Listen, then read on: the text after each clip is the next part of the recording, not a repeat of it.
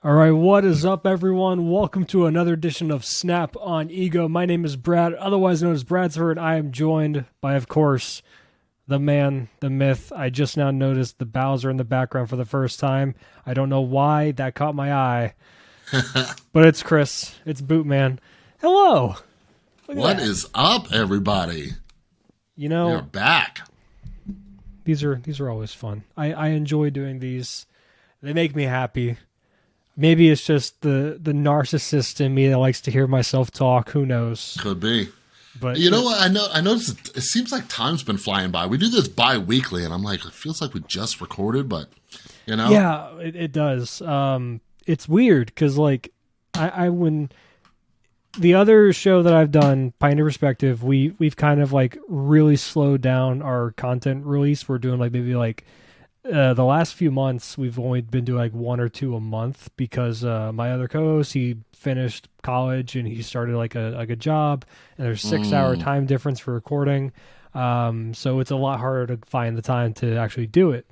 But for the 3 years that we did it or have been doing it, we would do it weekly. And we have like well over 100 episodes. And it's so weird thinking about like doing it every single week, and you kind of get caught up in the rhythm of it. And I could not even tell you that it's been that long just off of like thinking. I have to like remind myself that we've been doing this 3 years. So it's like the same thing with this. Like it's just time goes by pretty fast. It's made up, doesn't exist. It just happens. You just end up. Time is a flat circle. It's terrifying. But yeah, that's the thing too. Like, so a lot of our fellow podcasters, they're doing weekly.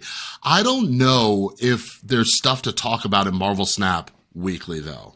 What are your thoughts, Brad? If you had it your way, if I wasn't such a busy father, all right, would you want to do this weekly? I don't know if we'd have enough to talk about.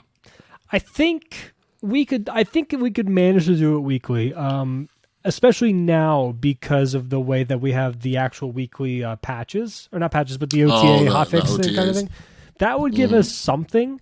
But I do think it'd be interesting to do like, a little bit of like an ebb and flow of if we did it weekly. Like we're right now, the 2 weeks we have a decent amount to talk about, at least in terms of gathering information from like the community. It kind of gives you a bit more kind of leeway and stuff to talk about in that sense.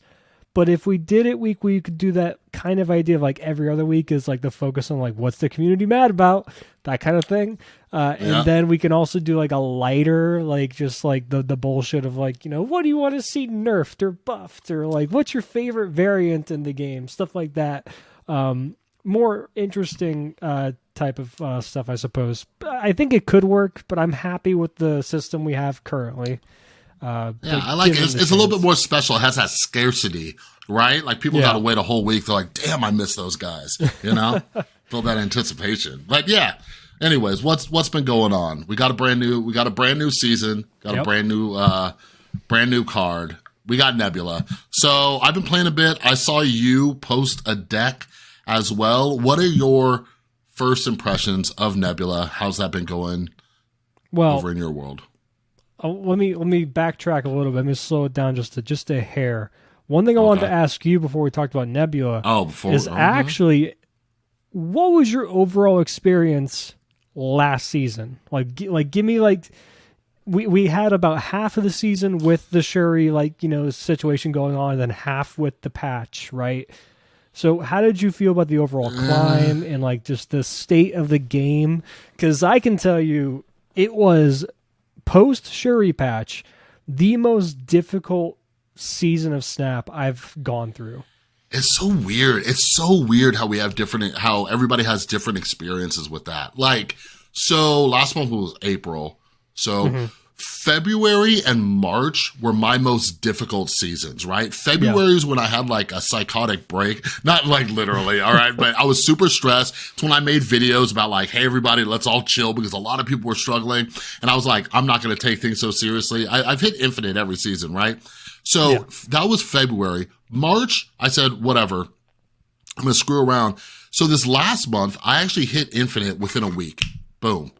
Like it just happened, right? But now you're saying, and that was last month or was it the month before, the first one where you hit infinite?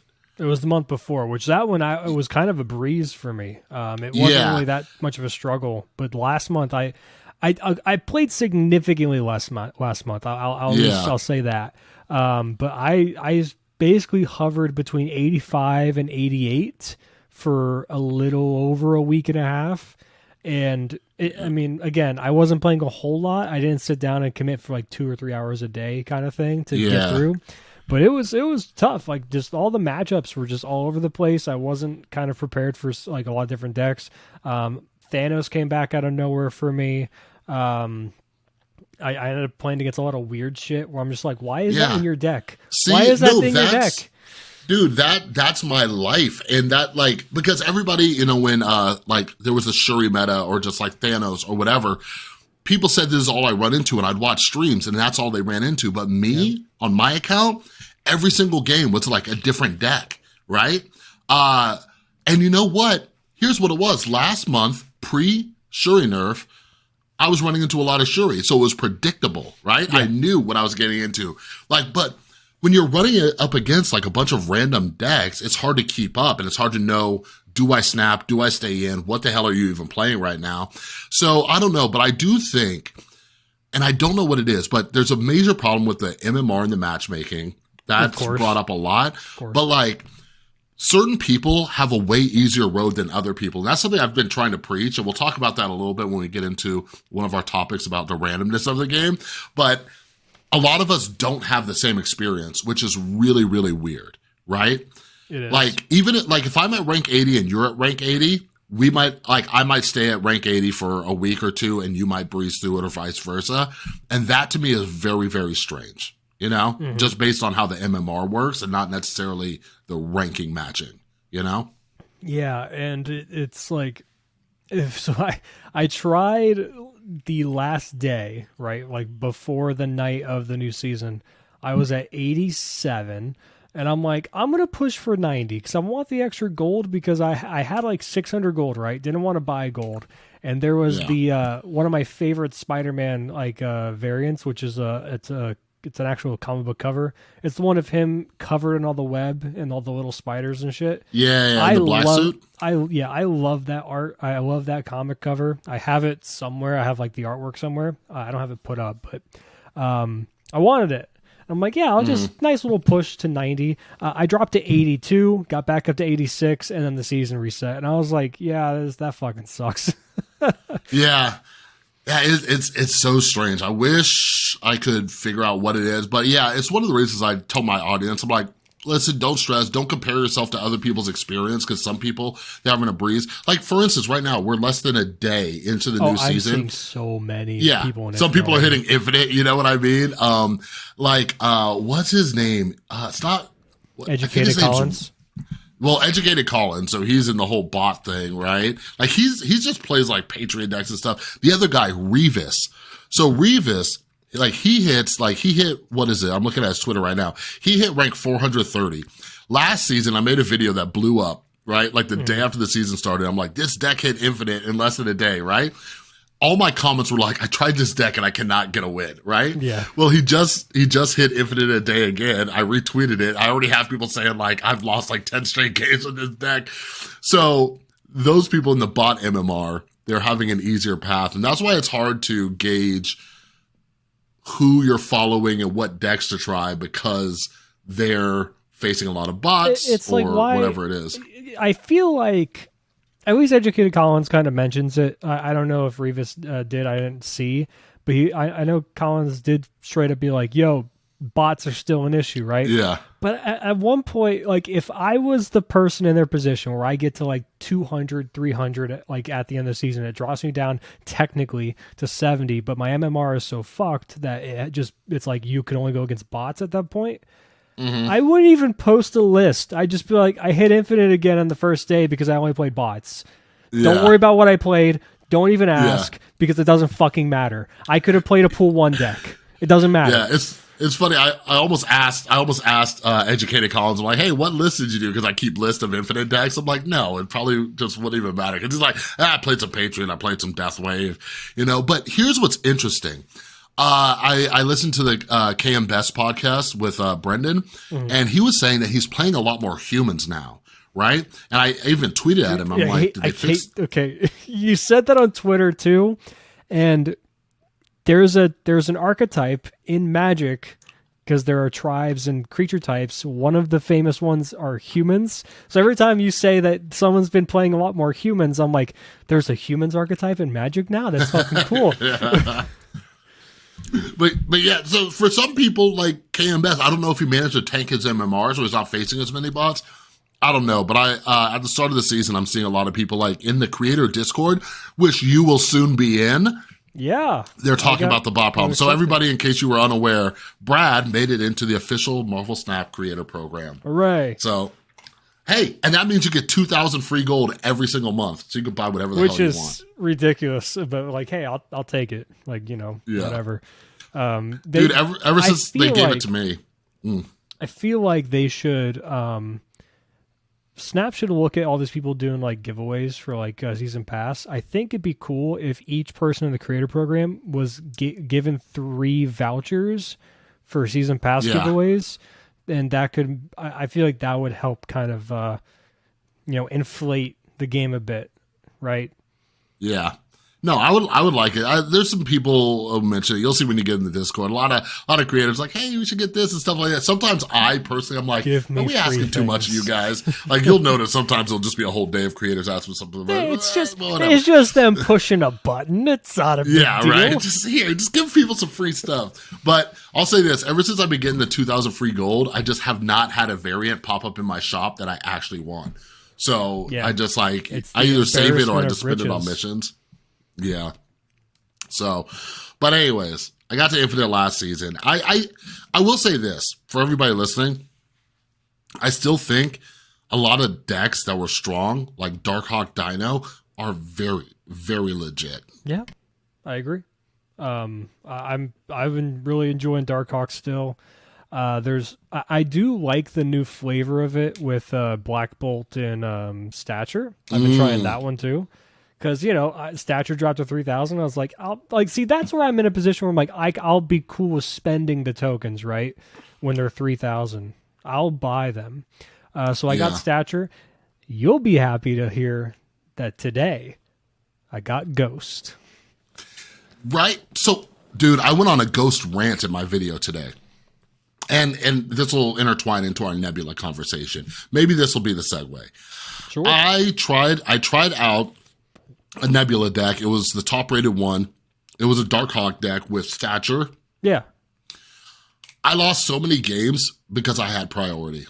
Yeah. Because I had Shang-Chi, it had Enchantress, but I had priority, you know what I mean? So I'm just like, I need to put Ghost. Like, I need Ghost. So I'm going to try some Ghost, Mm-hmm. I mean, if it works, that's the thing, right? Yeah. And by the way, everybody, I'm getting over a cold, so I keep muting my mic so I don't cough into the freaking mic. But yeah, Ghost, I think, can be slotted in. Like, I'm going to try it. I'm going to try to swap out Nebula with Ghost because, so anyways, Nebula. First off, I never draw Nebula, so maybe that's why. But, I don't know. I'm just I don't know how amazing she is, right? It feels like the ideal scenario is that you drop her on turn 1, and then that's good-ish, right? That's been some of my experience. So the deck I'm playing, so you mentioned I posted a deck on Twitter, and the one I posted it's like a, I'm sure you've seen the control one floating around. I know Dara's been playing one. There's been a couple other ones and stuff. I didn't look at, this was right when the season dropped, and I just I'm going to throw something together. And I ended up on a list that's similar to the control thing. I don't have Spider-Man on the list, and I don't have Enchantress in the list. I just have a good classic Daredevil, try to get him with Gamora or Mr. Or Professor X, and Storm to lock down a location. And honestly, there's been times where like I'll storm and then I don't drop a Nebula or draw her until like turn 4, and then I'll play her like alongside like a Groot on that stormed lane, and then that can just typically win me the lane. Like that can be just good enough, and then I can focus on hitting like another location or whatever. Like if I have Daredevil out already or something. So you mean like Storm, and then you Groot and Nebula on the same lane for a 1 and 3? Yeah, no, that seems decent. So I was actually watching Dara last night, like when the season came out, and he was playing around with his deck, and like at first he had like an insanely high win rate. I'm like, okay, cool. Then I woke up this morning. I wake up pretty early, and I hopped on Twitch to see, who else was experimenting. Dara was still on. He was still on streaming. He streamed all through the night. He was at like 10 or 11 hours. I think he finished at like 12 hours. But he got up to like rank 95, and then he dropped back down to like 92. He was trying to hit infinite. But his list did look pretty legit. And yeah, it was like a control style. It had like Professor X, Daredevil. He was using Magneto. I saw some other people using like I'm using Doom. Dr. Doom. You know? Yeah, I like Doom a lot in the list because like it gives you that reach for like the storm location if you need it. I'm playing Jeff because I think Jeff with Professor X is cracked. Like it's fucking sweet. And Storm. So sometimes you get that little extra reach if you need it. Yeah. So, well, let me ask you this. Since you've had a better experience with Nebula, I'm hearing people say that she is the best one drop. Well, do you think that is a valid statement? I've seen this multiple times from top players in our community. Yeah. Do you think she is the best one drop? Dude, it's tough to say. Like I can be convinced. I'll put it that way. I can be convinced on it because it's close. Her early impressions have been very good, and she fills that kind of same role that Sunspot does. Just kind of incidentally grows without much investment, and arguably it might, it's a double-edged sword, right? On one hand, she's better than Sunspot because it doesn't take a mana or energy investment, right, on your part, and maybe you can finagle around your board state with things like Storm and stuff like that to like lock down a location or lock down a lane to actually like make her bump up even more and play around that. On the other side of it, though, is you are allowing the option of your opponent to choose. And that is coming from Yu-Gi-Oh! And Magic. That is the ultimate sin of what makes a card bad. Any card that gives your opponent a choice. Because, like, let's say you have a card that says, look at the top 2 cards of your deck, pick one, put it into your hand, shuffle the other one into your deck. Right? You got to choose. You got the card you wanted. Now, let's say there's a card that says, look at the top 4 cards of your deck. Give them to your opponent. They will put them, they will take they can have 2 total piles, right? And put them in the pile you want face down. They can have 3 in one in the other, whatever they want. And then you pick a pile, and then you get those cards. That is significantly less valuable than just the look at the top 2, grab a card. Even though you're getting potentially 2 or 3 cards, your opponent has the information and you gave them the choice. So that's where the issue kind of lies. So Nebula's not quite that bad in that sense, but it has that element to it. So I need to be a little bit more convinced on like more play. Yeah, we'll see. Well, that, like the way you frame it like that reminds me of, that's the difference between Devil Dino and Ronin, right? Exactly. Yeah. Devil Dino, you're in control of your hand size for the most part. But when you're using Ronin, they're in control of that, right? And the best thing you could do with Ronin is have Master Mold where you're still giving them two 3s, right? Yep. So they still have something that they can play out on the board that might potentially help them. And that's kind of the way I see Nebula. So I do need some more convincing. Like, even the video I recorded today, she popped up, I think, in the first game and the last game. I recorded like 7 or 8 games. I'm like, holy shit, I forgot we were doing a Nebula video, right? And she finally came out. I've watched other people play and like she's just popping out. So maybe I just need some some more reps. But here, let me frame it this way. Where do you think Nebula will still be in the running once everybody gets Kitty Pryde for free in a couple weeks? Yes. Like it feel what? Yes. You think? I do. You think so? I do. I think you're an insane person. I think Kitty Pryde is going to be such an interesting card once it gets released, and it's going to end up being the three decks, or I'm sorry, the battle of the three cards, right? Like, what's the best one drop? Sunspot, Kitty Pryde, or Nebula? I think that will be a conversation, and the reason I think Kitty Pryde will be the third best out of those. You're a crazy person. Hold on. Kitty Pryde will be the third best because Kitty Pryde's not a card that just goes in any deck ever. It doesn't, like, you could, but it's not, it's a card that wants to be built around a bit more, while Sunspot and Nebula, so far, especially with we already know about Sunspot, but so far with Nebula, she's given the vibe of just like, if you just slot her into a deck, like, why do you think the best one is that fucking Darkhawk deck in terms of cube rate that we have right now? It's like 0.83 at the time of this recording, and like a 67% win rate. It's because it's just playing good cards, and then Nebula just ends up being a decent card to play on one, and then you're just like, okay, yeah, I'm gonna worry about my Zabu, bullshit, and like go from there. And then you're not doing anything else to enable Nebula. You're not playing Storm in that deck. You're not doing anything to lock down the lane. You're just playing a good Darkhawk deck at that point, and Nebula just ends up working. So that's where I'm saying that, like, yes, Kitty Pryde's going to be very powerful. Yes, but we still have to see how her changes work in practice. On paper, we think that this will be fine. That's the only bummer is the change. Like, you do have to invest one energy every time now. Like, you can't just leave her there. You can't just beef Kitty up to like a 1/4 and then be like, okay, I'm done with you. You just sit there. I just wanted four stats from you.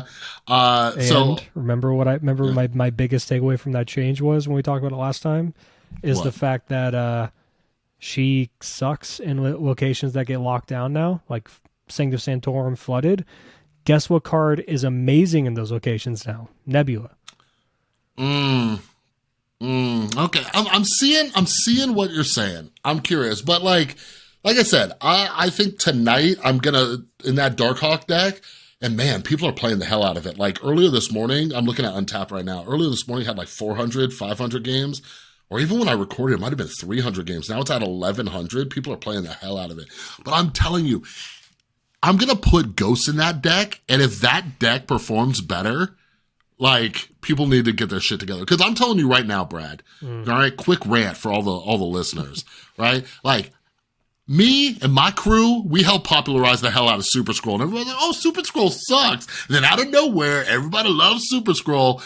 We're going to make that happen with Ghost. Because I've been saying from the beginning, Ghost is dope. But in this deck, right, because it has Shang-Chi, it has Enchantress, right? And, like, those are two cards that take care of nearly every big problem, right? Yeah. And, like, but you have to not have priority in them. And, I remember when we were talking about how to redo Majantress and, Killmonger's the main issue. But I was thinking too, like, because I still need to try that again and have Killmonger in it because you could, like, I played a bunch of till the end, right? Exactly, until turn 6, right? Yeah. I was playing a bunch of Majantress. I'm like, wait a second, I don't even Killmonger until turn 6 anyways.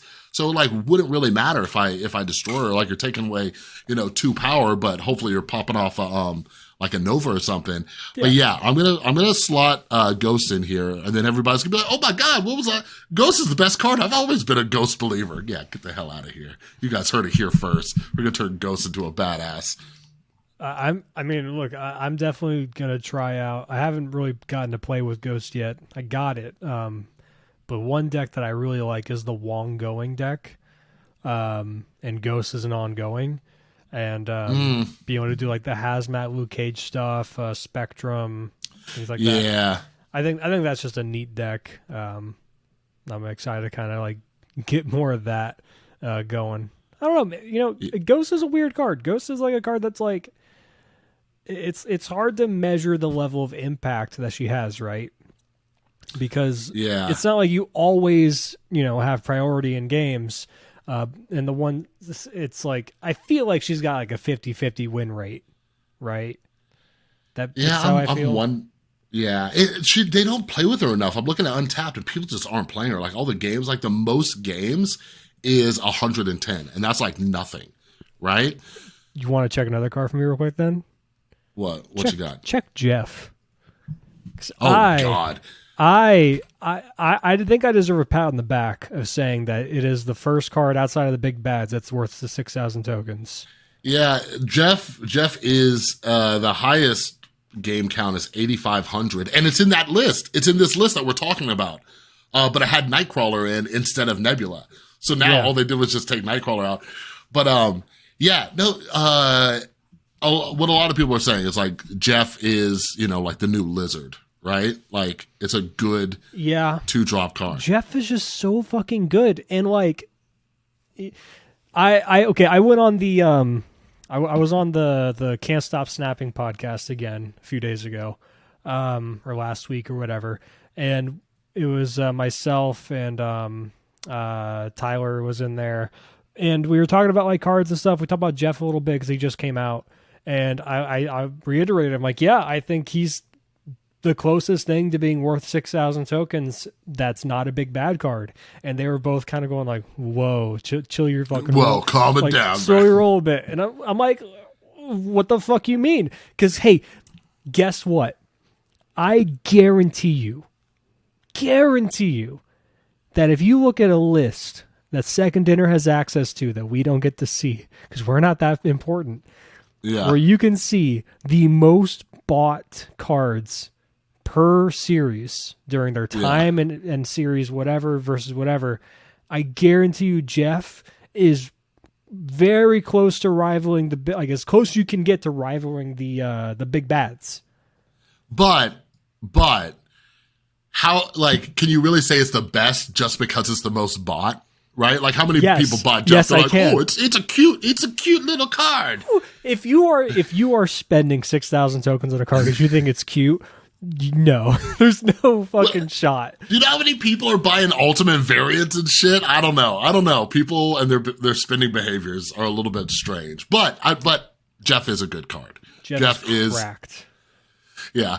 I will say, see, here's the thing. For me, I feel like Jeff is slightly overrated. Fantastic card, but slightly overrated. Like, I can accept I have not been in a situation like yet, and I've played a lot of Jeff. I've not been in a situation where I'm just like, ha, Jeff gotcha, bitch, right? Like, it just hasn't been it. Like, best case scenario, I tie a Professor X lane. You haven't had someone play Professor X after a Daredevil and then snap against you, and then on turn 6 you drop the Jeff for the win. You haven't had that yet? I have not. I've had that happen at least 5 times already in my playing with Jeff. See, I need that, and then. But yeah, I will say, I think I asked in the creator channel, I'm like, hey, can we get access to basically what you were saying? Because when Jeff came out, I've never seen a brand new card play that much. I have never. Dude, everyone has Jeff ever.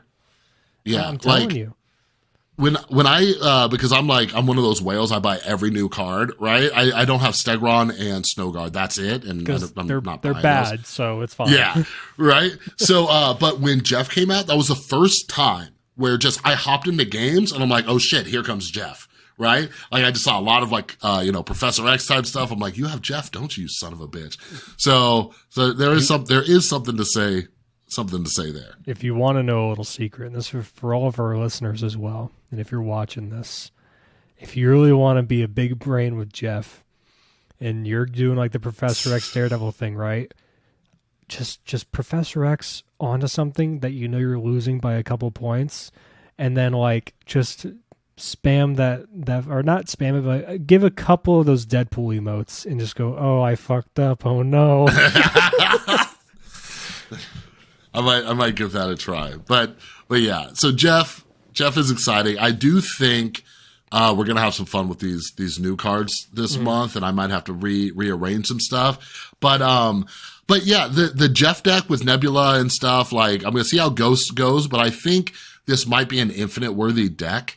Right? With Stature and Darkhawk. Like, can we show some love to Darkhawk real quick? I just cannot get over how much people freak out when certain things get nerfed.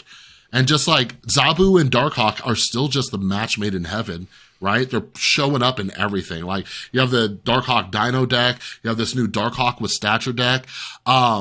But also, before I forget, I do think Ghost will work well in this deck because you have such high power cards, right? Like, you have Miles, which is basically a 1/5 after you move Jeff or whatever, or use Polaris. Then you got Black Bolt, a 5/8. You know, we have Stature, which is a 5/7, turns into a 1/7. So what I'm running into with that deck specifically is that you do maintain priority. Like, it seems like one of those decks where you're just staying ahead the whole time. And then, like, in my video actually, I saw they were Cerebro too from like the very beginning, and I snapped on them, and I only lost because I had priority. That was the only reason I lost. That did happen to me in a game where I was holding Enchantress. I looked up at the top and I'm like, yeah, it was a Lamentus game, and I'm like, they skipped turn 5. I feel like they got the fucking Cerebro and Mystique, and I'm like, I can't do anything about it. So I just gotta hope they don't have it. And they had it. Let's riff on this real quick. What would make Ghost better? Like, I've been thinking about that. Like, do they need to make her like a 1/3 or something? I don't understand I don't know what how is. certain cards are like. Why is 0 a 1/3? I still don't get that. Because I understand that their thinking on paper was like, oh, it's a downside. But they should know in their own internal testing and stuff like that. They're like, yeah, we're not pairing this with just you're not putting this in a random fucking Kazoo deck and like, oh, I fucked up my Ant-Man. Oh, no. Yeah. Oh, no. And that benefits the 1/3 now. No, you're fucking turning off a Red Skull when he was, way worse to have on. You're turning off a Typhoid Mary and stuff like that. Like, I just don't understand why 0's a 1/3. And it's weird. Like, people complain about like Iceman being a 1/2, and I'm like, I mean, I guess he could be a 1/1. But like 0 being a 1/3 is really strange to me. And I feel like Ghost could be a 1/3, and I think she'd just still be fine. Like, I don't know if that would like break the bank kind of thing. Yeah, the only 2 1/3s we have are Blade and 0. Blade makes sense. Blade makes sense. Yeah. It's completely random. You don't get to choose what you discard. Yeah. And like, there's a genuine cost to it. Even in a deck where you want to play Blade, it can fuck you up.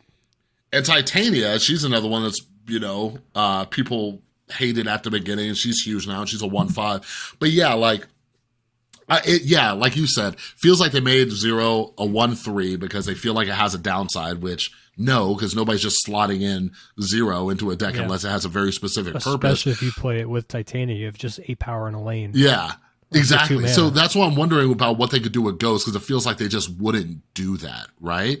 And then it's like, do you like change her to like a 2/4 or something like that? Like, put her in like with the 2s? I don't like that. Because I think they don't want to dilute the 2 pool too much, especially with Jeff coming out, or Jeff now being out, I should say. And they just nerfed Lizard, and that's why they wanted to kind of bring up some other 2s. And I mean, I feel like 2 is a very competitive slot at the moment. You have Scorpion, you have Jeff. People still can play Lizard. I think Lizard is still actually a good card. It's just one you want to more so hold a bit later than just dropping it on turn 2 right off the bat. And then like your Cloak is actually like an underrated 2 cost, I would say. You have plenty of stuff in the 2-drop slot. I think Ghost being a 1/3 would be fine. I am curious why we don't have a 1/4 yet. We got 1/1s, we got 1/2s, we got 1/3s, we got 1/5, we have a 1/7. Where's our 1/4? Make Ghost the first 1/4. There we go. Dude, yeah, that might be really fucking good if she's a 1/4. I think 1/3 is like right there, perfectly fine. Yeah, I think a 1/4. Because the thing is, every single 1-drop has like a natural predator out there in Killmonger, right? Yes. Like, we don't need to worry about it too much, because it's very easy to keep a 1-drop from like spiraling like too far out of control. You know what I mean? So it's like, buff Ghost, whatever. I don't know. Buff Electra. Make her the first 1/4. Oh, no. I have a really cool buff for Electra, okay? Hear me out. I don't know if they'll do this. You keep her the exact same. She's a 1/1, and she has on reveal, destroy random 1 cost on the opponent's side, right? But the caveat is she gains the power of the destroyed card. That'd be kind of cool. I think that'd be fine. Yeah. I think Elektra that'd be definitely really cool. does need some love. Like that, when they came out with that bundle, right, of Daredevil and Elektra, I was like, Yeah, I oh, didn't that's give a sick. shit. Daredevil was cool. But I was like, I'm not going to spend that much for like when literally half of that, one of the cards I do not use. Like I haven't used in forever. Or give her two, you know, she's got two little size or whatever, just bop, blast a couple. Then she's like kind of like a mini Killmonger, you know? Yeah. Or if, yours, like, if which it was just she straight, absorbs. If it was like, okay, she would be one I could see being like bumped to a 2 cost because she's just not being played in the 1 cost at all. And like, what if she was a 2 cost, a 2/2, right? Or even like a 2/1, right? 2/2, like Daredevil. Boom. Yeah. And it said, and it was just a Killmonger for a single lane. Like all That'd be 1 drops interesting. here. Oh yeah, that'd be cool. Right? That'd be So nice. There's some ways. I know they don't want to change the experience of, you know, early players, right?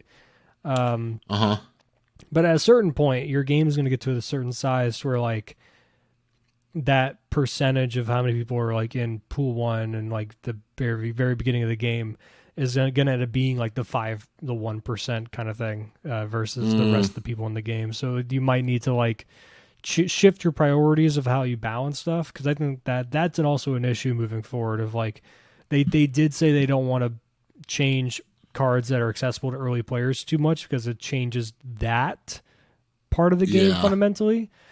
But when you get to a point where a lot of these early cards just don't see play in collection level past like 500, like what's the point? Yeah. What if they implemented something where like a card like changed slightly once you got like Series 3 complete, right? Yeah, I thought about like that. It upgraded. Like now it's like now you're playing with the big boys. This card is like kind of different. It got high evolutionary or something, you know? Yeah, I think you should just like I think pool 1 should be that little ground of like all cards remain the same, and if you were in a collection level just for pool 1, you only play bots. And that's it. And then once you get to pool 2, then you start playing against actual people, and then you the cards can change. Yeah. I think that could be interesting. So I don't know. All right. Last thought on Ghost. What if they turn Ghost into just like a freaking 4/6? Boom. Just middle of the game. Right? And it's just like, now I have this card with this ability, but it's like in that mid-range, and it has the high stats like what they just did to Enchantress or like a White Queen. So she has some stats and this ability. Now the opponent has to worry about where the priority's at and stuff like that too, right? Just completely change her costs and all that. Because it seems like she's difficult to put in the 1 or 2 spot. And then it's like, if you put her in the 3s, I would want to see her like at least at Polaris stats to get some play, you know? Yeah. What the biggest change I want to see with Ghost is I wish she worked the turn she came down. Like I would love it if it worked like let's say I'm playing against you and I have Ghost in hand, right? And then I have priority going into that turn or whatever. And like the second she always flips up first. And then just all of a sudden it's just like no matter what order you play it in, she flips up first no matter what, and then keeps everything else closed down, and then swaps priority for the rest of the turn. I don't know if they could do that in terms of the game. That's what But like, I feel like that would be an amazing buff for her, because then you could hold on to her until the end. Yeah, and really surprise them. Yeah, because instead you're just sitting her out there and they got to sit there and wonder. But here's one of my main concerns. I've already seen some people just like trashing Howard the Duck. And because I see Howard the Duck as being like a new Ghost, right? Like we do need like tech cards are my favorite cards in the game. They just surprise people. They completely reverse things, right? But when you're making them these 1/2s, people don't want to slot them in there because you have so many 1-cost cards that can like make things happen, right? We were just talking about the Nebula and Sunspot and Kitty Pryde. Like these are cards that can get buff. You even look at something like Yondu. Yondu can like just tag one of their most high power cards. You have so many powerful 1-drops, and then you just have these like utility 1/2s. It just feels like they shouldn't do that, because people are going to be like, no, I have other stuff I could be putting here, you know? Because Howard the Duck, as we discussed before, it seems like it's a package deal with Iron Lad, but Iron Lad, you could probably get more by itself than you could Howard the Duck without Iron Lad. You know what I mean? Yeah, like if you were to like order your buying, you would get Iron Lad first, and then you would get Howard later. So I don't know, man. Howard the Duck, I don't know how impactful he's gonna be. Like, how impactful? Because it's not a game where you have card draw really, because the nature of the game. So seeing the top card of your deck constantly isn't as impactful as it could be in other games, where you can really manipulate the top card of your deck more. I feel like it's going to have some natural synergy with like Jubilee. Yeah. You know what I mean? Like, that's about it. Like, do I want to play Jubilee right now, or, you know, whatever? But I don't know. I think people are going to be trashing on it again. You know, we need Second Dinner to do something when you have like dope cards, but they're just not enough, you know? It's hard to balance games. Let's do this. You sent out a tweet the other day about the randomness of Marvel Snap. First, before we dive into that, what happened? I was looking at that. I'm like, what happened to poor little Brad over here? That was during my like one of my last like pushes to like try and like make a little last ditch effort for Infinite when I was like mid 80s, and I dropped like insane. I dropped like so many games back to back to back, and I went from like 88, 89. Like I think I actually at one point was at 79. I did dip into the 70s, and it was just every game was bad RNG for locations. I just had really clunky draws. Like I was playing like Darkhawk, just never drew Zabu or any of my early cost cards, and like would just draw all my 4 cost cards and just do nothing until literally turn 4. My opponent would just have like nut draws of like having their curve work out perfectly for them. Or like I had Lamentus 3 games during that stretch. All 3 games they had either Enchantress or Shang-Chi. And I'm just like, are you fucking kidding me? And look, I love the game. I'm not saying that. I don't want them to fundamentally change the game. I'm not asking them to change the way that the normal ladder works. I just really think that the game needs a different mode that like is a little bit less RNG focused, or at least the mode is presented where the RNG isn't as impactful because you have more than one go of it. Yes, there's Conquest coming. We'll have to see how that works. But I really want a way to counteract the RNG myself, which is why I really have been this advocate for sideboards in some kind of mode. Yeah. Like I want a way to fight against my opponent's deck on my terms. I don't want to just leave it up to the gods and be like, I hope they don't fucking draw well. Because I don't think that's fun even when I'm winning. Like, you go against someone and you just see that they're just doing nothing. And then when you're like, what kind of deck are you? And then you see what deck they are and you're like, oh, you just ran really bad. Yeah. Like, that doesn't feel good either. Like, I don't know. It's like when you're playing against a Galactus deck, right? You just see them like do all their things and then just totally flop or whatever. But so I've often compared Marvel Snap to pokers because I used to play a bunch of poker, and like in poker, the randomness of that would bug me, even though poker is one of the games where like card games where you have more control. Like you have way more control in poker than you do like blackjack, right? Yeah. Well, depending on how good you are, like counting cards and shit. But anyways.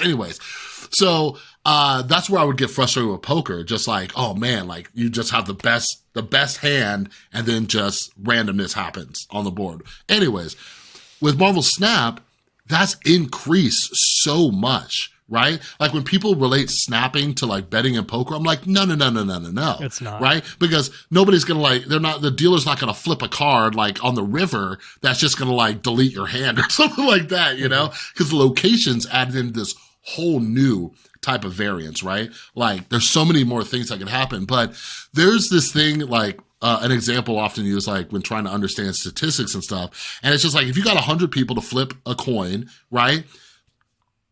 Half the people are going to get heads, right? And then you tell everybody with tails to leave. Have all these people flip a coin. Half the people are going to get heads.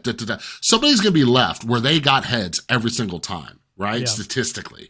So like there are going to be people who just have a really good luck streak and people who have a really bad luck streak. And yeah, kind of like what you're saying, I wish there was a way to mitigate that a little bit.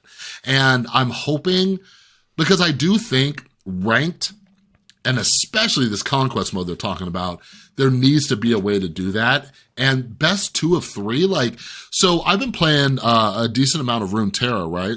Yeah. My first week playing that was our last podcast episode. And it just feels like there's so much less randomness. The decks are 40 cards, right? The rounds go a lot longer. Like you'll get round 10, 11, 12 or whatever. And in Marvel Snap, it's just 6 turns. Yep. You know, so you have smaller decks, you have these location variants and stuff. So I'm just trying to figure out how you balance that in Marvel Snap. Like if it was casual and it was just like, hey, everything could be random, that's cool. But when you get like a Sanctum Sanctorum and you're not playing Jeff, right? And then you get like a Plunder Castle and you have no 6 drops or just the draws. I don't know. I don't know. Like, do you think that like best 2 of 3 should be on the ladder and conquest mode, or just one or the other? What are your thoughts? I don't want to. Again, I don't want to dilute or like take away from the way people like to play. Right? I think more options is better, and I think that you would still keep the best of 1 mode, which is how it currently stands now, and then you just have another queue that is a best of 3 mode that features sideboards. Because like Magic Arena, for example, has this. There is a best of 1 ladder where it's just 1 game. And like the meta in that mode is different because there's no sideboards. You know they don't have they most likely won't have cards in their main deck to counteract your game plan. So you can do a lot more combo-y type of things. Whereas in best of 3, those type of combo decks aren't as successful. For example, I think Galactus would be one of the best decks in the best of 1 mode, like it currently is, at least in terms of like, you know, there's not as many main deck counters, right? You have to specifically be playing things like Debris, Cosmo, stuff like that. Where in best of 3, I guarantee you Galactus would be significantly worse, if not one of the worst decks in that mode, if there's sideboards. Yeah, because you would just instantly pull in your counters for Galactus. But that's how games work. But it's also up to the opponent, who's the Galactus player, because I'd love to see the innovation that people could come up with to be like, okay, well, they're going to bring in stuff, so maybe they bring in like, I don't know, Killmonger out of the board, because like maybe you're going to see like Debris come in for your opponent, so they bring in Killmonger to kind of get rid of those rocks so they can still play Galactus, right? Stuff like that. So like the innovation is there, and it'd be very interesting deck building kind of ideas. And yeah, it would just give a way to counteract. The other thing you could kind of do, I suppose, I don't know if I'd want to go this far, pick and bans for locations could be interesting. Man, I just wish in any type of ranked mode, they made it so certain things didn't happen. Right? Yeah. We have like 2 lockdown locations. It's just like, that just seems like the bare minimum. Just the bare minimum of, you know, what shouldn't happen in the game. Like that's like a fun thing that we do on Twitter. It's just like, hey, look at these locations. Like what the hell? You know, like, what did I have? I had a game earlier. First location's Nexus, and then it's Sanctum Sanctorum, and then it's Bar with No Name. Right? You're basically playing a Galactus game now. Yeah, it's like, what do we do? Like, do I hope to get you to have more power in Bar with No Name? Do I not go for Nexus? It was just, this weird situation. And yeah, I just think certain things shouldn't have happened. Like some dev needs to go in and just be like, these combinations of like, they should like, I don't know, somehow tag certain locations and they're just never in the same game together. You know what I mean? Yeah. Like, I mean, I've had a game where it was Plunder Castle was the first one revealed. Like, cool. Second one was Sanctum, and the last one was the fucking the sandbar where you can't, like, the only cards with no abilities can play there. And I'm just like, what? And guess what? Guess what I saw on turn one? I saw a Misty Knight for my opponent. And I'm like, you're fucking kidding me.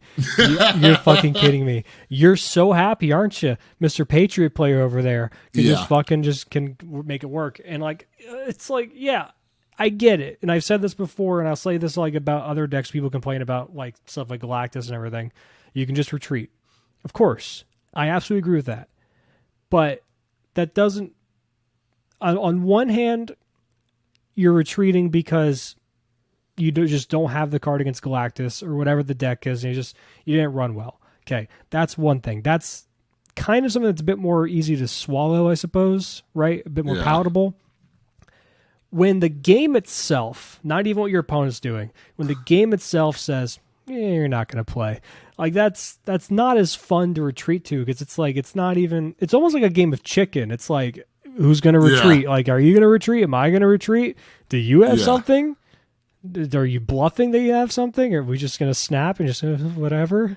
Like, I don't know. Yeah, like when Peak pops up. I don't know. Peak doesn't feel as bad, though. Like, I like snapping on Peak, just because, like, it helped, like, one of my cards and just see where the other person's at, because, like, usually it'll hit, like, my Darkhawk or something. That's the only good card it'll hit out of my deck.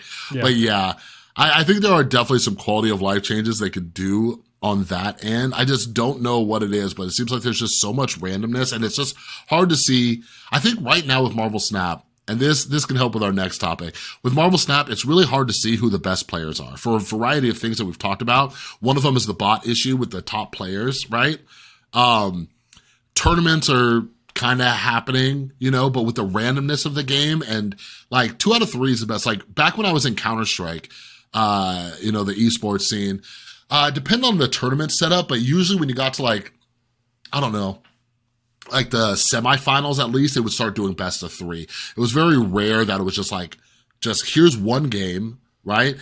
Because in Counter-Strike, there was multiple maps. So you might have a team who's better on one map than another. So it was really beneficial to have like a 2 out of 3. Like one person would pick one map, one person would pick another map. If it went to the tiebreaker, it'd be like drawn out of a hat or whatever. Yeah. But like, that's kind of how you see who the best, because like there is just randomness, and sometimes people play better and then they're going to play worse. So it kind of like evens things out, right? But yeah, I think in tournament settings, there should definitely be a 2 out of 3. Like I've heard debates about 2 out of 3 in Runeterra. Those games are a lot longer. In Marvel Snap, I don't even think it should be a question. The battle mode is a little bit longer, but the games can go faster. But yeah, the competitive scene, that's kind of what I want to transition to, unless you had anything else on the randomness topic. No, not really. It kind of sucks. Maybe like, would you be open to let's say the best of 3 mode, or like, let's say they came up with some kind of competitive mode, whatever that is envisioned for them. Or I don't know, like, would you be open to like an all ruins location type of thing? I think that would be an interesting mode. I think a game that's trying to find its footing with competitiveness, which I don't even know Marvel Snap's doing because it's a mobile first game, and I think the majority of the player base doesn't even know people like us exist, right? That talk about this game. But I do think when you're trying to find like the competitive aspect, you need to try a bunch of things and see what happens, because the community, and especially the competitive scene, will respond to it and see. And like a ruins, like that's something I would love to experiment with. And I can't wait for the full launch of the PC mode to see if there's more stuff to come, because whenever I'm looking at the mobile app, I'm just like, how much more shit can they squeeze into this? Like, I was kind of blown away when battle mode came out and it was kind of set up. I'm like, oh, it looks like you can have some different modes in here. Yeah. But could you imagine, like, there's 200 locations. Let's say they did introduce a battle mode where you could ban locations. What would that look like on a mobile app, right? 200, and I just, like, scroll through and, look for the ones I don't want. Yeah, but I think tough too. With a PC version, I think it could be a lot easier with just different modes introduced. I think that seems like something, again, not a dev. Those are things that they could just like experiment with, right? And like figure out a way to like implement that easily, maybe on a weekly basis. Hey, here's a new mode we're testing out, whatever. I think the best thing they could do, as far as the competitive scene goes, all they have to do, very simple. Give us a private match, like battle mode, right? But you can mess with the settings. You can choose what locations can show up. Like you can just like deselect all of them if you want, and like there are no locations. They are automatically ruins on their own. Give players the creative freedom to curate the games that they want. And that will eventually carry over to the competitive scene because these people hosting the tournaments will curate the game into what they feel to be the most competitive environment. And I can see it both ways. I can see all ruins being really cool because like it's like, okay, who's really the best? But I also can see the hype factor of like a Sanctum Sanctorum pops up in like a really important match and like one player has a Jeff and like the other person hasn't like seen the Jeff Dr. yet, Doom or whatever, like something like that. Like that could be like a really cool moment as far as like commentary goes and like from a viewer experience. So it's hard to determine, find that balance between really amazing competitive integrity versus great viewer content for like the person, because that's what makes the money, right? You want people to watch your competitive scene, so you have to find that balance. Because those are the two things that make Marvel Snap unique, right? The snapping mechanic and then the location variants. Yeah. Right? So it's like there needs to be some kind of balance. But yeah, tournaments are already doing stuff like banning certain cards or like, cause some of them have been like no Series 5 cards or no this or whatever. But yeah, something that everybody talks about is just like a draft mode, right? That'd where it's just awesome. like, it's just randomly giving you cards, but stuff like that would pique my interest because kind of like when you were asking earlier, like what my experience was like this last season, I didn't play after I hit Infinite the first week. I didn't play as much because especially after they made the patch where Infinite only plays Infinite, I didn't have a reason to play, right? I've been playing a crap ton of Runeterra. There's like 50 different modes, right? Yeah. I could play non-ranked mode. I could play ranked mode. I could play single player Path of the Champions where it's just go do these little quests and it's like kind of goofy and looks like I could chill and watch TV and play it. And like if Marvel Snap just started just like implementing those, like they just made that a priority to get like some new modes out there. The other game I was playing, Multiverses, which is, going on hiatus until next year, but nobody knows if it's going to come back. That was the main thing too. People are like, you need more modes. Like you just need more modes in this game. Like just stuff for people to do, right? Because especially after you hit Infinite, like what am I going to do? I'm not going to go in there and get annoyed by Galactus. The thing that makes it special, like the snapping mechanic, I don't give a fuck. Like, post-Infinite, there's no reason for me to retreat if you snap me, right? Yeah. It's almost better if I stay in so my MMR doesn't get too high. Because, like, actually, I mean, you look at Regis, for example, when he's streaming, he doesn't want to snap because he doesn't want the person to leave. Yeah, exactly. Like, but that's the thing that makes, like, Magic content creation so great, and I think that's the thing that can open doors for Marvel Snap, is when you have more modes, you also have curated content. There are plenty of Magic players that, like, you go to watch their content on YouTube or their stream because they are a limited player. They played Sealed and Draft, and they talk about like, oh, this new set's limited environment is really cool. These are the bombs you want to aim for and like look for and stuff like that when you go to your locals and do like Draft in person. Then you have people that play Modern. They're a Modern content creator. These are the decks that you want to go against. This is the kind of thing I'm working on for Modern, or I'm playing Pioneer or Standard, or I'm a Commander content creator where you have a bunch of people like multiplayer.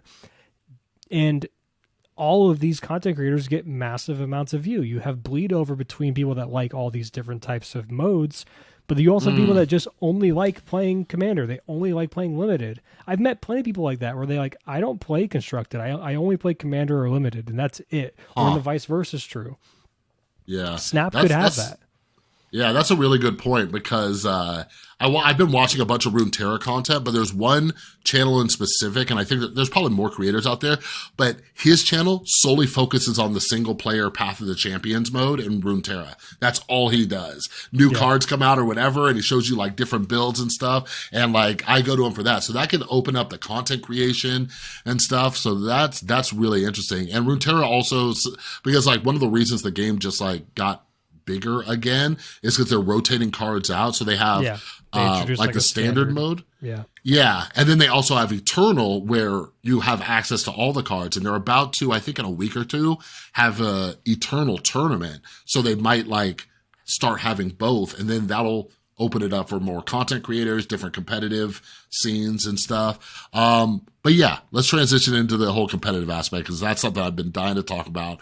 Basically, Kawa and the gang, in case anybody missed it, they had a creator class tournament about a month or two ago in New York. They invited 16 content creators. The production value was phenomenal. And I think Untapped.gg sponsored it. They did. But it was like a $500 tournament, the prize pool. So it's not huge, right? Like for me as a full-time working father who's also doing content, I don't know if I would go. Like I might, like just for the experience, but like $500. And I think that was the prize pool. I don't even think that was first place. Yeah. But anyways, they're doing the second one and it's in the UK this time. But what I want to talk about was, Kawa in the announcement, exciting announcement, but he mentioned that sponsors and like teams who like, you know, pay players and stuff like that, haven't gotten involved yet. And they actually have a GoFundMe for the tournament. And I saw a lot of people sharing it, like, hey, support this tournament, yada, yada, yada. And I'm just like, I don't know, from my experience, I'm like, man, is it that hard to get sponsors? How hard is it to like get people in on this? Especially when you show people, because you can show people the data for Marvel Snap, whether it's Twitch, YouTube views, whatever it is. So getting somebody's banner back there or whatever. But your experience in Magic, like, what do you see the difference between where Marvel Snap is right now, or even like competitive Yu-Gi-Oh! Or other card games? What do you think is holding Marvel Snap back right now, aside from it just being a newer game? Time, I think, is the biggest thing. You think that's it? It's just too new. You look at things like Magic, they don't really need sponsorships for the most part when they'll have them. And it's always great to get extra revenue as a company, right? From like a sponsorship or something like that. You see it in like something as simple as like a TV show, a sitcom. It's like, oh, we have an idea. Like I watched the It's Always Sunny podcast, and they'll talk about how like, yeah, we were doing an episode where we have Charlie go on Match.com. But then they're like the studio or like the channel like FX was like, can you name drop Match.com as like a thing, and we can kind of get a deal going and like, you know, a little money. Yeah. Like, yeah, that's fine. We are going to have them go on a dating site anyway, and it just works out that way. But Magic has the advantage of, in the sense of, Wizards is such a huge company. And they're also underneath the umbrella of Hasbro now, which is another really big company. So they can afford to essentially put forth money into this investment for the presentation, stuff like that, have some sponsorships in there along the way, but the overall eyes they get on the tournament and the pro tour and stuff like that, the prize pool they put into it, and like, here's the difference. They're selling a physical commodity versus Marvel Snap is purely digital, where it's, I would have to see data behind it, but I could easily be convinced that it's far easier and more worthwhile from a business perspective to put more of an investment into like a big tournament kind of thing for like viewers, where those viewers, because you're usually advertising the brand new set that came out, because it's like Pro Tour, you know, all is one. is like the name of one of them, being named after the set that just came out. And you're advertising the new cards and like the new set, like in between every break and stuff like that. You're essentially sponsoring it yourself with your own product that people can go to the store in their local card shop and go buy and purchase and have in their hands to hold. Where Marvel Snap, it's purely digital. And I feel like that's where you really need to go get actual sponsors, because the money you get in, like how many new people are going to come in and watch, that kind of thing. I'm not saying that a lot of new people come into Magic right off the bat and just like be like, oh, this is cool, because it's not a game you just pick up and like, I understand what's going on if you've never played before. But the existing clientele is there to where you're just trying to get them to buy more stuff. And if you can convince someone that plays one of these other modes that is more into like one type of thing, or maybe they're just a kitchen table kind of person that just likes to play with random cards, and you convince them to go to the store, whether it's just something as like simple as Target or their LGS, to just pick up some physical stuff, then you did pretty good. See, I don't know what Marvel Snap can do. So when you put it like that, and I was looking at my other monitor because Wizards does that. Well, Runeterra, that's from Riot, and Riot's one of the biggest gaming studios out there, and they're the ones putting on their tournaments, right? Yeah, same thing with Wizards. It's something that I like mentioned in my video about like things I wish Marvel Snap had. Like their tournament is like built into the game. It's like, hey, the qualifiers for the Worlds, it's coming up. You play in here. People can play online, Magic whatever. does the same thing. You go and qualify on Arena, or you qualify on Moto, and you have ways to qualify for paper tournaments through the digital version of your game. Yeah, so I'm wondering, so like that makes sense with Magic, like promoting like the new set, people go out and buy it. I'm wondering if Riot's getting that kind of return on investment, if people are buying stuff within Riot. And then if that's the case, I wonder what Marvel Snap would have to do to make that happen. And then, but the bigger question is that something they would ever be interested in? Right? Because it feels like their model is already different. Like, especially the card acquisition thing. Because when you're saying it like that with like sets, right? So we have Series 5 cards being released every single week. Well, if they have these tournaments, and even if people are using these cards, but every Series 5 card isn't the best card, right? Because even with the tournaments, people aren't just busting out Stegron because it's the newest card, so I don't know if they would see that return on investment. And then that just kind of bums me out, because it's like, will there never be like a big Marvel Snap competitive scene, you know, until I think it's possible something like that happens. I mean, I wouldn't even be shocked if like a competitive scene was needed, in the sense to actually like completely revamp the way the game works. So like, what if you needed, like, what if their competitive scene was like, fuck it, we have a 40 card mode now, and there's 3 copies of every card you can have in your deck, like up to 3 copies. That'd be nuts. Like, that'd be interesting. Like, imagine having like 3 spectrums and you can just draw multiples and that kind of thing. Yeah. You'd have to bump up the round number and stuff like that. And again, that's completely fundamentally changing the game, but it would be a separate mode. You would still have your singleton normal classic mode that people can play. Maybe you even call it that in the queue, classic Snap, right? Oh yeah. Something like that. It's just, Second Dinner is in a unique opportunity, or a unique position, to where they can really play with the idea of what they can do. But my concern is they're not going to take the risk or put forth the time and effort and resources to make that a possibility, at least for the foreseeable future, because their team is so small comparatively to other studios, right? They don't have a team the size of Magic. They don't have, I mean, even Wizards, we joke about, you know, their lack of effort for playtesting and stuff like that. But Riot's another one, or like like any other competitive game. Their studio's not as big, so they don't really have. They just got to kind of work with what they got and keep utilizing what's working. I'm just worried if there's a plateau to reach for Snap, to where if they kind of bottom out.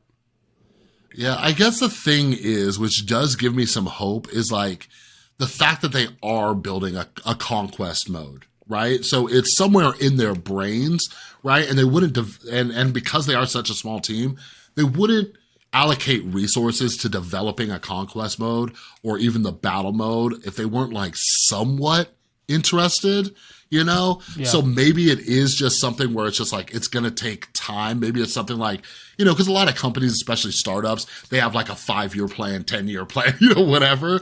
And maybe it's just getting the ball rolling.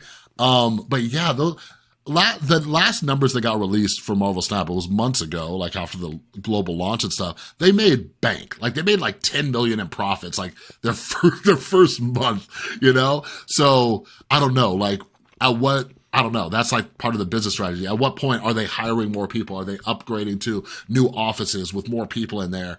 Like I believe, a big part of their support staff is like outsourced right now too. Like I saw somebody like talking to like the online chat or something, and it was like a third party company, you know, like some businesses do that. So I don't know, maybe they're working on growing, and this is the first year of the global launch. And hey, maybe when DC Dual Force comes out, it'll light some kind of fire under their ass too or something, you know, we'll see. Okay, that's a very good point. So one example I can give you, and I think a lot of viewers can relate to this, Madden. Look at the game Madden for NFL. I know not much about Madden, so explain this to me. Learn me a little bit. Okay, were you familiar with EA Sports or EA in general? Yes, and I know of this game, football. I used to play a little back in the day. Are you familiar with you know, the voting of like the award of like the worst company of the year kind of thing, right? And it's almost always EA. Is it? I have not heard of that. So, sports games are interesting because you used to have these, in the past, you would have like different companies making different games. So, like, you had Madden, right? And then you, in 2005, you had 2K, the company that like is really big for their NBA game. They made it was 2K5. They partnered with ESPN. And it scared the shit out of Madden and EA Sports because it was a fucking phenomenal game. And for a relatively smaller team at the time for them, it is still hailed today in the year of 2023 as one of the best sports games ever made. A game from 2005. And you would think Madden surely would get better over time, right? No, because right after 2K came out and they scared the shit out of EA Sports, they went to the NFL and said, we would like a complete exclusive rights like for the NFL license. And they've had that deal in place, and they've renewed it, I think, twice since then, maybe just once. And that's why, and Madden is one of the worst reviewed games from a player perspective. And it's one of the ones that's most complained about. People hate the fucking game. Why is Madden so bad? Why do they never innovate on stuff? Why do they never introduce new things? Why do they actually instead look at things that they removed from the game 5 years ago and be like, hey, this is a new feature we're bringing out this year, but you had it in the game 5 years ago? It's because they don't have competition. They don't have a reason to push the envelope. They don't have a reason to push boundaries and like go for something interesting or do something that's going to make people more interested. Because at the end of the day, if you want to play as your favorite NFL team and actually play a football game, there's one option for you, and it's that. And this is a problem with other games too. Like 2K has this problem now with NBA because EA used to make NBA Live, but they haven't made it since 2019. There's only one basketball game on the market now with a license. It's 2K. And 2K is now getting to that cycle of people saying it's just getting worse and worse. It's the same shit. There's no competition. So with DC coming out, maybe that is the, you know, that creative fire that they need to actually like make for a healthy competition to be like, we can do this shit too. We can innovate. Like that's really important. Yeah, there's a ton of hype around DC. Like, I'm like, what the heck, you know? And I wasn't really interested until I played Runeterra and I saw what's possible with digital card games. So I'm like, all right, I'll mess around with this a little bit and see. But like my heart still with Marvel Snap. Marvel's my fave still, you know, like DC's cool, but like always love Marvel. So yeah, we'll see. It's just, it bums me out to see like, creators, like especially like Kawa and them, like putting this time and effort in trying to make these tournaments. I'm like, they could and should be bigger. You know what I mean? I agree. So yeah, so I don't know. Maybe I'll start reaching out to some sponsors. So see what we can do. But let's reach out let's to Squarespace. Yeah, Squarespace. Wait, Squarespace, the website company? I was thinking of Square. Yeah. Square Like just like go on any YouTube channel and just be like, this episode is brought to you by Squarespace. If you want to make a new cool website. Yeah, like it's just like I've just seen so many sponsorships from like Logitech, Intel, stuff like that. Yeah, right? the gaming stuff. Yeah, you know, like they're doing more like games that need like more like graphic intensive, or like you need like the best mouse to do first person shooters and stuff. Yeah. But there's got to be something there for Marvel Snap, because all sponsors care about is eyeballs. That's all they care about, right? Yeah. And I just don't know if Snap's getting there. But here's the thing. Before we wrap this thing up, although I would say the average YouTube video doesn't get an insane amount of views, we do have people like the two biggest Marvel Snap creators are Dexter and Cozy. Like Dexter and Cozy and Alex Cochia, Cozy's co-host on their podcast. But they're getting tens of thousands of views and stuff like that, right? So it's like you show those numbers to sponsors and say, look, these are the eyeballs that are going to be seeing your product, right? Like the Intel Marvel Snap World Tournament, whatever. Like you put their name right in the title. Like that's like my experience working with very large companies, like $5, $10, $15, $20, $30,000 is not an insane amount if they think they're going to see that return on their investment, like even somewhat. You know what I mean? It's like you don't start with like, hey, let's do a $50,000 tournament, but it just blows my mind that we haven't seen like a $5,000 tournament yet. Like that's crazy to me. So if I get some time, maybe I'll challenge myself and just like go look for some sponsors. Maybe I will hit up Squarespace, do that. You know? But yeah, I think we'll wrap this thing up. That's all I got juice for. So, I'll take over. So Brad, what are you working on? What's coming up? What's in the content of Brad in the coming weeks? Dude, it's really hard to figure out things to do because, like, I talked about this last time. I don't want to just do the simple thing of like, I'm gonna do a gameplay video and then I'm gonna be like, I'm gonna look at this deck that can get you to infinite. It's really cool, even though don't look at my rank. Don't look at it. I'm only 84. Don't look at it. It could get you there. I promise. I don't know. Like it's just like, but I don't know. But I tried the thing with like the talking to myself, like idea of like where I did the two parts of like, you know, of me yelling at each other about Galactus and shit. It's an interesting thing. I'll probably try that a few more times, like different things as I kind of get the hang of it. I think that could be something. I don't know. I want to do more fun Snap content, not just gameplay. I'll do that too, but yeah. That space is already so overcrowded. I want to do something different. And plus, it's hard to find the motivation to just be like, all right, another gameplay. I don't know how Dexter does that, dude. I like Regis, I can understand because he's like, I mean, they're both streaming. So I guess that's part of it because they usually just use the VODs, edit them together, that kind of thing. Yeah. But dude, like Dexter cranks out a video every single day for Snap, maybe sometimes multiple times a day. Where it's just like, this is the best deck. This is the best deck. This deck is insane. And I'm not shitting on Dexter. Yeah. I think it's a model that works. He gets the views. He's a great content creator. He's a great personality. I like watching him quite a bit myself.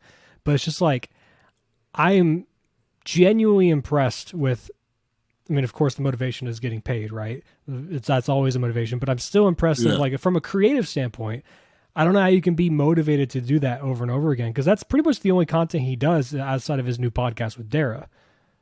Like, that's pretty much it. Like, I don't know how you can just creatively do that over and over and over again for the entirety of Snap and just be like, yeah, that's fine. Like, I don't know. Yeah, that's tough. Maybe maybe that's our problem, because I'm definitely in the same boat. When I got started in Snap, and a lot of the motivation was because I was seeing a lot of channel growth too. Like that motivates me, which is weird because I should put out more when growth slows down. But I was doing like 2 videos a day for a bit, just deck, boom, boom, maybe like a deck and a topic, right? And now like I'm struggling to put stuff out there because I don't know, I can't just keep going over just like random decks, and I'm not a deck builder, so I'm looking to other people. I do like testing decks, and I'm trying to get back in that mode. Like I made a video the other day on a deck that Cozy put out, because I never played a Dracula Zoo deck.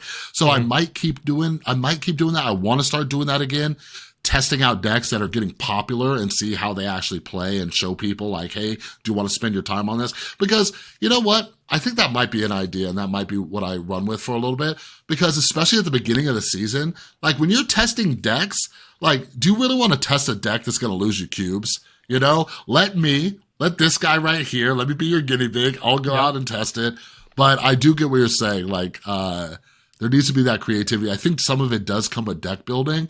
But I do think the meta right now does give you a little bit more freedom to test out some stuff, right? Because you're not as afraid of a Shuri. You're not as afraid of a Sandman, since both of those just got nerfed. The OTA balances. So yeah, we got to start brewing, I think, Brad. I think that'll help get our creativity.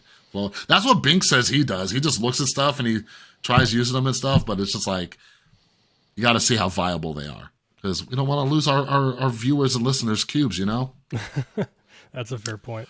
But what are you working on? Like just like besides just like that kind of stuff of like looking at other people, and like, are you trying to do like anything outside the box? Trying to like, you know, have anything you want to work on? Just haven't found the right timing to start it.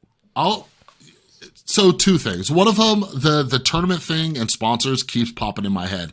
Even before Kawa said it, I was doing some behind the scenes research, talking with a lot of people. Like, I'm really into the competitive scene and stuff, and really into like tournaments and seeing esports grow. Like when I first started, it was in Counter-Strike, and that was back before esports was a thing. You had some Quake tournaments and stuff. That was about it. And like, I was on the ground floor of when Counter-Strike really got huge, right? And I love just seeing like games that I love like grow in the competitive arena. So that's something I might tackle behind the scenes. So if you guys are listening, maybe I'll get involved in that. It's just I'm so busy. Like even when we started this podcast, I'm like, I don't know, man. I'm so busy, but I overcommit to shit. So we'll see. But the other thing, and you'll hear it here first.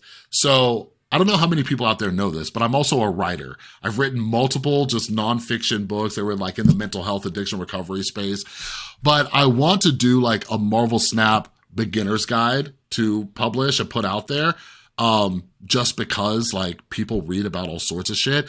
The thing is, it's just a process to write a fucking book. You got to outline it, and then I got to outline it in a way where it's evergreen and doesn't have to be updated every 5 minutes. Yeah. So that's going to involve brainstorming with other people like yourself, other creators, be like, hey, do you think this topic needs to be in there? Because, for example, like I think you could have a chapter on the token shop, but you can't have like a tier list chapter because there's new cards coming out all the time. Yeah. So you have to have general information.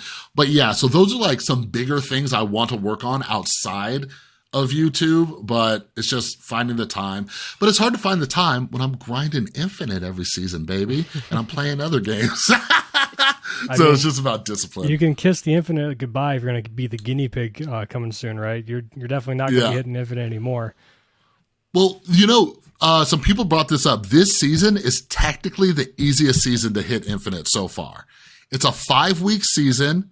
The first 5-week season we're having with the bonus cubes. Oh, okay. Yeah, so that's fair. We have a longer season and we have the bonus cubes. This is the first time that's happened, so we got I have a little buffer to lose some cubes is what I'm saying. Well, you know, if you want to do the competitive thing and get some sponsors together, we can do some commentary too. I think that'd be fun. Yeah, boy. I would love, like, I miss casting. I used to cast like Magic tournaments and stuff like that. So like, yeah, I would love to do some commentary for Marvel Snap. Sick. We're going to make it happen. But as always, it was a pleasure, Brad. Sign us out. Tell these beautiful people goodbye for the both of us. You're all amazing. We love you. We appreciate you. Your support is always so highly held in our own regard. And I'm sure Chris can say the same thing. And everyone else, if you want to keep seeing our beautiful faces and hearing our buttery smooth voices talk about Marvel Snap, whether you want to read about it or hear about it, you can find me on Twitter at Bradford. You can find Chris at BootmanMSTZ over on Twitter. All right, and that'll do it for us this time. We love you guys. You're amazing, and we'll talk to you next one. See you. Peace.